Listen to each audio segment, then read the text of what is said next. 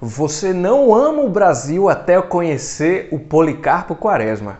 Fala, meus amigos, eu de novo, Igor Sales, e você está no Conversa na Catedral. Hoje nós vamos conversar sobre esse livrinho aqui que é uma maravilha, O Triste Fim de Policarpo Quaresma, do Lima Barreto. Bom, Policarpo Quaresma, mais conhecido como Major Quaresma, era secretário do Arsenal de Guerra do Rio de Janeiro. Um homem respeitado, metódico, sempre preciso nos seus trabalhos, e ele era tão certinho assim que as pessoas marcavam o tempo de acordo com as passagens dele da rua. Então ele passava e dizia: opa, já voltou do trabalho, então tal hora. Ó, pessoal, vamos se arrumar porque o Major já passou, então vamos organizar o que a gente tem que fazer. Bom, o Major Quaresma vivia no isolamento monacal. Não recebia ninguém, e os vizinhos que julgavam esquisito, os vizinhos o julgavam esquisito, meio misantropo, assim. Fofocagem típica do brasileiro, né? Esporte favorito das nossas titias. Bom, Quaresma tinha um inimigo, não um inimigo assim, ele tinha um desafeto, né? Que era o Dr. Segadas, um clínico afamado no lugar, que não podia admitir que Quaresma tivesse livros, porque, cara, isso é uma coisa importante nesse livro, interessante, porque desde o início, praticamente da primeira à última página, a gente vai ter essa inimizade e esse ódio contra o conhecimento e contra a vida de estudos. Eu vi o pessoal fica falando, né? Esse inimigo dele, o Dr. Segadas, fala: se não era formado, para quê? Pedantismo? Um traço claro da hipocrisia brasileira. Mas ele não era nem bacharel, então para que tantos livros? Outra hora vão dizer, bom, eu vou pular essa parte, cada momento tem o seu momento. Mas vamos lá, Quaresma, ele é uma personagem um tanto caricata, incrivelmente nacionalista, isso é certo. Eu nunca vi uma personagem mais amante do Brasil quanto Policarpo Quaresma. Veja como o cara era, ele só consumia a produção nacional. Comida tinha que ser tipicamente brasileira, roupas, literatura, e quando tem livros de autores estrangeiros é porque falam do Brasil. Ou uma parte, ou uma passagem falando do Brasil, ou o livro por inteiro trata do Brasil de alguma forma. Mas ele não lia os estrangeiros por não saber sua língua. Na verdade, ele era bem versado, ele lia francês, ele lia inglês, alemão, mas o que ele amava mesmo, e era uma determinação que ele tinha, era os estudos do Tupi-Guarani. Guarda isso na cabeça, Tupi-Guarani é muito importante para esse livro. O Major chega a dizer que a comida deve ser nacional também. A irmã fala: o senhor Ricardo há de nos desculpar, disse a velha senhora, a pobreza do nosso jantar. Eu lhes quis fazer um frango com petit pois, mas Policarpo não deixou. Disse-me que esse tal petit pois é estrangeiro e eu que substituísse por quando. O romance então começa com Policarpo Quaresma nessa situação de querer tocar violão, e naturalmente a vizinhança começa a vê-lo com maus olhos, porque o violão era tido como instrumento de gente vadia. Mas ele tinha um propósito claro. Ele passou muito tempo a meditar em qual seria a expressão poética musical característica da alma nacional. Consultou historiadores, cronistas e filósofos, e adquiriu a certeza de que era a modinha acompanhada pelo violão, a música tipicamente brasileira. E o seu fim era disciplinar a modinha. O fim dele aprender o violão era disciplinar a modinha e tirar dela um forte motivo original da arte. Policarpo Quaresma também era louco pela vida indígena. Estudava não apenas as línguas, mas também a sociedade, os gestos e interações. Um dia recebe o compadre, com lágrimas e choro. Então, assim, quando eles batem na porta e o Quaresma começa a chorar e faz aquela algazarra. O pessoal: mas Quaresma, o que foi que houve? Ele disse: não, eu estou felicíssimo por vê-los. Você não sabe que essa é a forma que os tupinambás recebem e os seus visitantes? Aí as pessoas começaram a ficar: cara, esse cara tá enlouquecendo demais, bicho, o que é que tá vendo com Quaresma? E naturalmente ele começa a tentar colocar dentro do seu cotidiano algumas manifestações, como a gente acabou de ver, tupinambás e o mais brasileiro possível, o mais nativo possível. Então, como grande patriota que era, Quaresma defende que o brasileiro só precisa de um pouco de gênio para superar todos os outros países do mundo. Bom, esse livro é uma sátira, então a gente vai ver em diversas passagens como o povão, assim, até as pessoas da elite se encantam, se deixam encantar com títulos. Então, as pessoas recebem uma personagem lá que acabou de se formar, aí diz, nossa, como ele é especial, nossa, olha pra ele agora, quase como se o cara tivesse deixado de ser humano, sabe? E outras coisas interessantes é que a elite militar basicamente é formada por burocratas. O Major Quaresma, por exemplo, mesmo nunca foi à guerra, tá? Um amigo dele, um almirante, nunca foi à guerra e nem sabia nada de tática militar também, de gente bajuladora. Só faltava erigir um altar em casa para o chefe. Então era essa falsidade generalizada de pessoas que ocupavam um cargo e que eles não eram suficientemente competentes para ocupá-lo, e gente que vivia de alisar o saco dos outros, babar os outros, puxar o saco para poder subir na vida, para ganhar aumento, para ter sucesso na carreira, e gente que desprezava principalmente o estudo e gente que desprezava as pessoas que estudavam também. A gente vai ver como isso é marcado nesse livro. Bom, o Quaresma, então, envia um ofício ao Congresso, essa parte crítica, ao Congresso Nacional, ele envia um ofício para que adotasse o tupi como a língua oficial do Brasil, por ser a língua dos nossos antepassados e é que a melhor se adapta à nossa estrutura física e mental. Seria a língua da nossa independência e superioridade. Não é de se esperar, então, que ele vire uma piada pública, se torna motivo de sátiras e críticas jornalísticas, mas, não obstante a má fama, as pessoas do próprio departamento onde ele trabalhava, ele é funcionário público, né? Ficam com inveja de como esse Quaresma tem a audácia de ficar tão conhecido. Veja, e a má fama. O cara virou uma piada, assim, as pessoas começaram a desprezá-lo, virou uma piada. Pô, o cara querer que o Brasil adote o Tupi-Guarani como língua oficial, isso não tem cabimento. E aí, com isso, os amigos começam a tê-lo como doido, de fato, ou no mínimo muitíssimo excêntrico, mas as pessoas adotam mais o doido do que excêntrico. Chega-se a dizer que são os livros que enlouqueceram, coisa de sábio, de doutores, e que deveriam ser proibidos. E Quaresma confessa que pensar cava abismo entre os homens.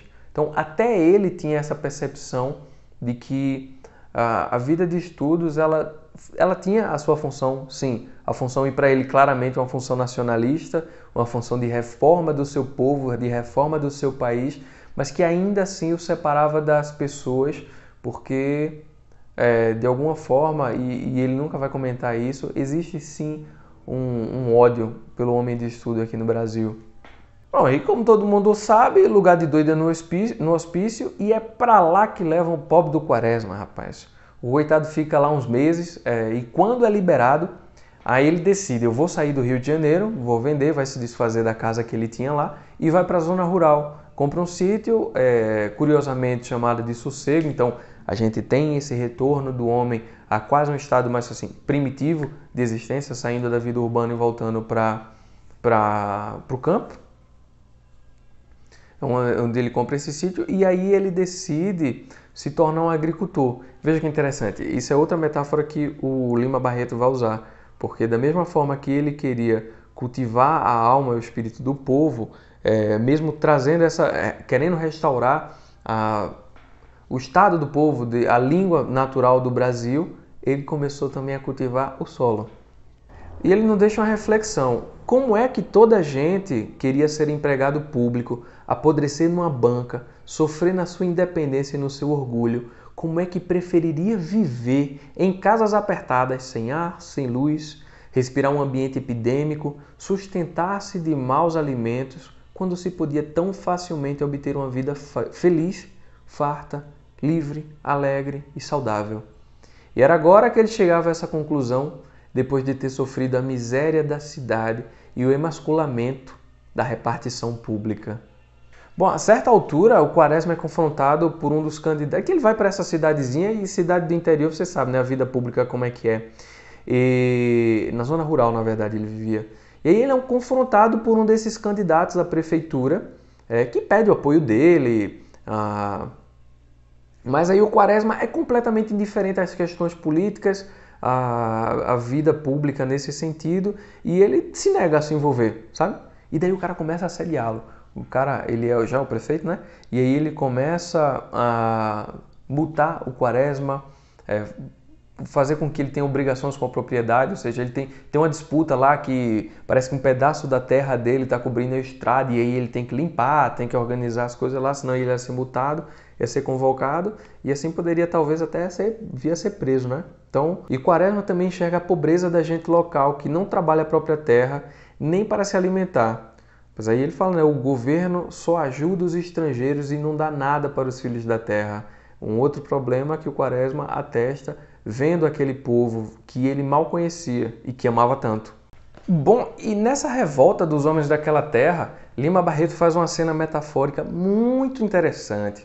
O Quaresma ele é atacado por saúvas no meio da madrugada. O que quer dizer que o homem era atacado pela gente tacanha que não aguentava, à vista de um homem indiferente, as coisas que eles se importavam. Esse sentimento perpassa todo o romance, e eu quero ler essa cena para vocês. Deixa eu pegar aqui.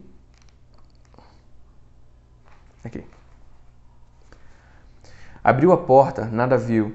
Ia procurar nos cantos quando sentiu uma ferroada no peito do pé. Quase gritou. Abaixou a vela para ver melhor e deu com uma enorme saúva agarrada com toda fúria à sua pele magra. Descobriu a origem da bolha. Eram formigas que por um buraco no assoalho lhe tinham invadido a despensa e carregavam as suas reservas de milho e feijão, cujos recipientes tinham sido deixados abertos por inadvertência. O chão estava negro e carregados com os grãos.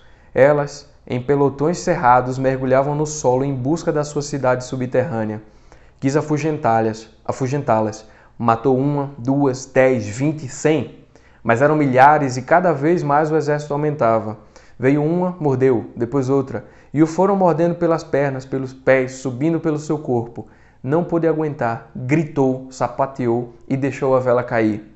Estava no escuro, debatia-se para encontrar a porta. Achou e correu daquele ínfimo inimigo que talvez nem mesmo a luz radiante do sol o visse distintamente.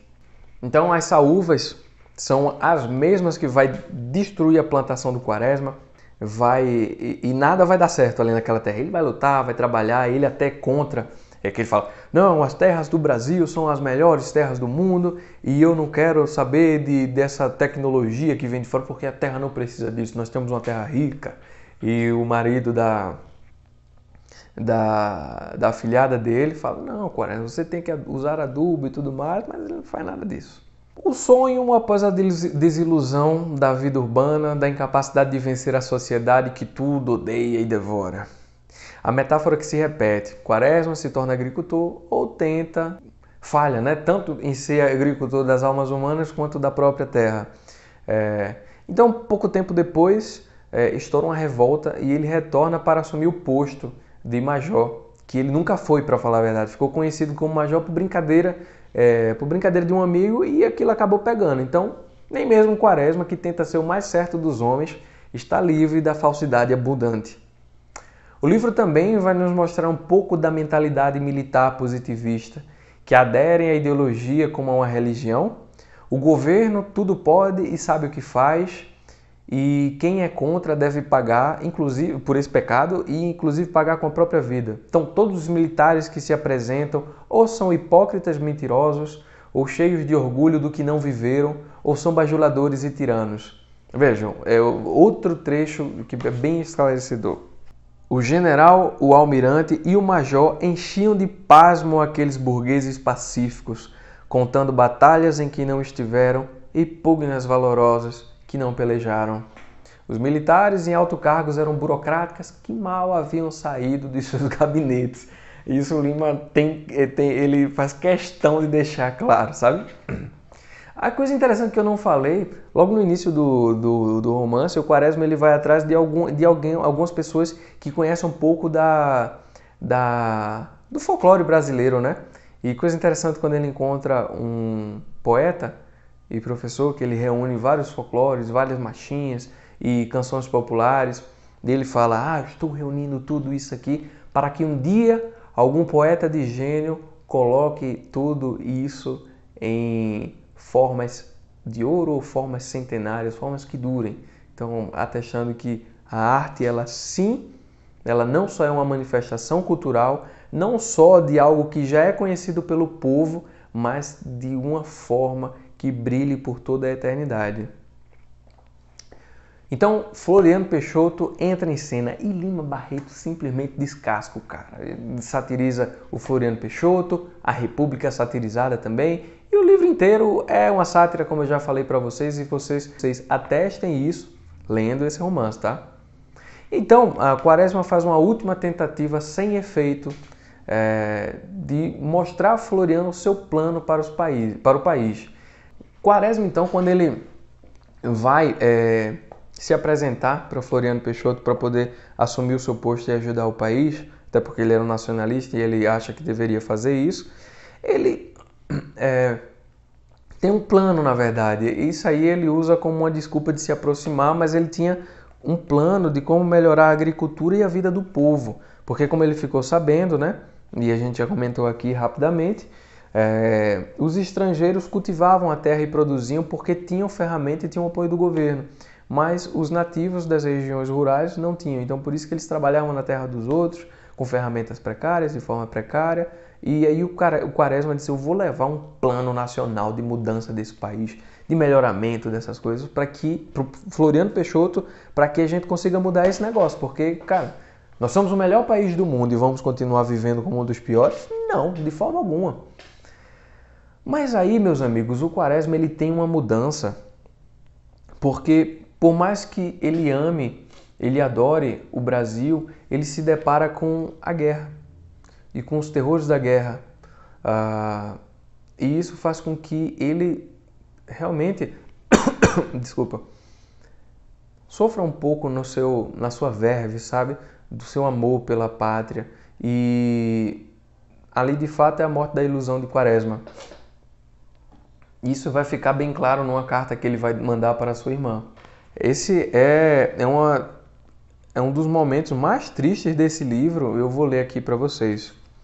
Querida Adelaide, só agora posso responder-te a carta que recebi há quase 2 semanas. Justamente quando ela me chegou às mãos, acabava de ser ferido. Ferimento ligeiro, é verdade, mas que me levou à cama e tratar-me-á uma convalescência longa. Que combate, minha filha, que horror. Quando me lembro dele, passo a mão pelos olhos como para afastar uma visão má. Fiquei com um horror à guerra que ninguém pode avaliar. Uma confusão, um infernal zunir de balas, chorões sinistros, imprecações, e tudo isto no seio da treva profunda da noite. Houve momentos que se abandonaram as armas de fogo. Batíamos-nos a baioneta, a coronhadas, a machado, a facão. Filha, um combate de trogloditas. Uma coisa pré-histórica. Eu duvido da justiça disso tudo. Duvido da sua razão de ser, duvido que seja certo e necessário ir tirar do fundo de nós todas as ferocidades adormecidas, aquela ferocidade que se fez e se depositou em nós nos milenários combates com as feras, quando disputávamos a terra e a elas. Eu não vi homens de hoje, vi homens de Cro-Magnon, de Neandertal, armados com machados de sílex, sem piedade, sem amor, sem sonhos generosos, a matar, sempre a matar. Este teu irmão que está vendo também fez as suas. Também foi descobrir dentro de si muita brutalidade, muita ferocidade, muita crueldade. Eu matei, minha irmã. Eu matei. E não contente de matar, ainda descarreguei um tiro quando o inimigo arquejava meus pés. Perdoe-me. Eu te peço perdão, porque preciso de perdão e não sei a quem pedir. Aqui Deus, aqui homem, alguém, enfim. Não imaginas como isso faz-me sofrer. Quando caí embaixo de uma carreta, o que doía não era a ferida, era a alma, era a consciência. E aí ele fala, como esse povo pode ser o melhor do mundo, o mais receptivo, o mais alegre, o mais caloroso, quando eu vi nos seus olhos o ódio, a raiva e a vontade de matar o seu próprio irmão. Meus amigos, me parece que o Quaresma vive o que nós vivemos aqui até hoje, né? A desilusão de ser derrotado por esse país, por esse povo, ou pelas instituições, ou por aqueles que comandam e nos sobrecarregam de todo tipo de coisa. Engraçado, ele é um retrato, acredito, muito fiel ao país, muito fiel do Brasil. Tem uma questão também que ele fala, que o livro é uma sátira, eu já falei, toda a estrutura social, desde a gente simples aos militares e doutores da corte. O único homem que enxerga tudo isso é aquele que é incapaz de vencer e acaba vencido, não fisicamente, mas espiritualmente e psicologicamente. Quaresma acaba batido, perde as suas crenças, os seus desejos e acredita que todo estudo fora vão. O homem simplesmente desistiu. Os loucos, os militares, os falsos intelectuais plagiadores, a república positivista se torna uma ditadura velada. O ódio pelo conhecimento, a religião tão misturada com curas desrezadeiras e a sua autoridade superior ao dos padres. As mulheres que perdem a vontade de amar, de casar, enlouquecem e morrem como um símbolo dos novos tempos e ressoa no fundo de cada capítulo a voz do povo que diz: "No Império era melhor". Ricardo Coração dos Outros, que é uma personagem que eu não falei até agora porque eu queria focar no Quaresma. Ele é um músico famoso lá no Rio de Janeiro, apesar de ser pobre, mas ele era famoso, então ele é quem dá aulas de violão ao Quaresma. Ele é uma das pessoas que vai correr para salvar o Quaresma de uma situação que eu não quero contar, porque eu quero que vocês leiam esse livro e eu não quero dar spoiler, mas ele é um dos poucos, aqueles que sentem, sabe? Eu acho que o Lima Barreto colocou, como o próprio nome diz, Ricardo Coração dos Outros, era o coração do país, o coração do povo brasileiro, enquanto Quaresma era o seu cérebro, a sua psique, a sua vontade, o seu desejo.